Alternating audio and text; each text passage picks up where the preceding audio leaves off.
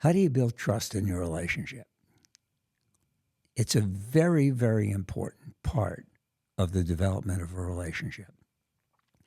We discovered this in our Love Lab when we studied 130 newlywed couples just a couple of months after their wedding.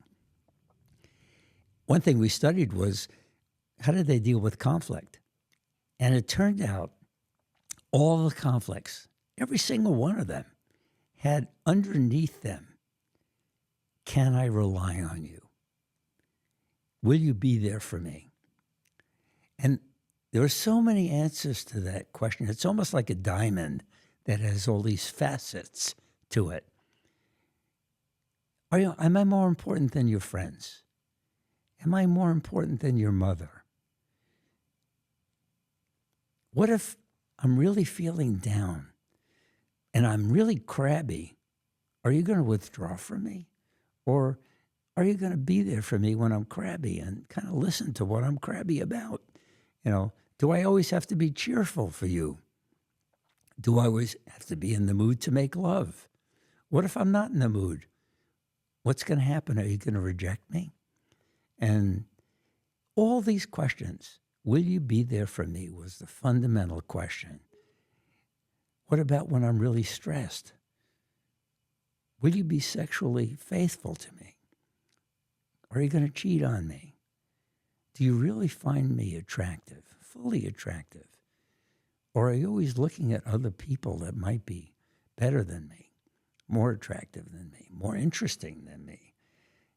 Can I count on you to be there when I'm really down or I'm really depressed, I'm in the dumps?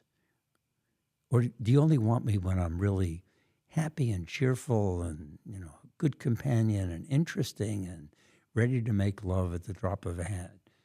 Or is this relationship going to be real, where I can really be myself, fully myself? And will you like all these parts of me, even the parts that you don't know yet? So all the arguments were about that. Can I trust you? Can I count on you? And that question is so important. And if the answer is yes, it must be answered yes in so many different contexts and situations, that you'll be there for me when I'm sick. What'll happen when I'm sick? Will you be there for me? Or will you leave me alone? You build trust by dealing with those questions. And there are hundreds of them that all are the same question. Will you be there for me? And if the answer is yes, trust gets built. Because what happens then is this wonderful thing in defining trust, which is that each person is thinking for two, not just for themselves. They're thinking for two. So in a conflict, each person is thinking, how can we arrive at a solution to this conflict so that both people will be really okay, happy with the solution? Not just one person. A low-trust relationship is one where each person is negotiating for themselves, getting the best for themselves, regardless of the cost for the other person.